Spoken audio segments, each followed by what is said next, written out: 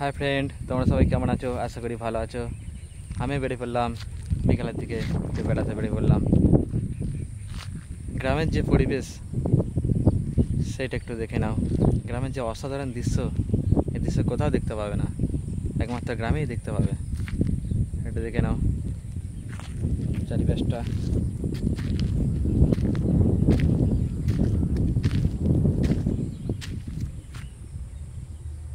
দেখুন কত সুন্দর ভিউজ। গ্রামের সৌন্দর্যটাই আলাদা, যে কখনো শহরে এটা দেখতে পাবে না। পেয়েছেন?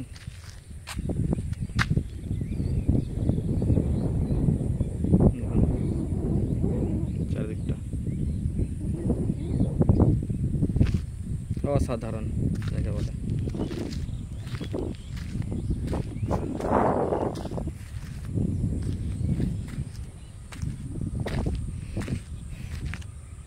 এটা বর্ষাকাল, আর কিছুদিনের মধ্যে বৃষ্টি শুরু হবে বেশি বেশি করে, তারপরে ধান রোয়া হবে।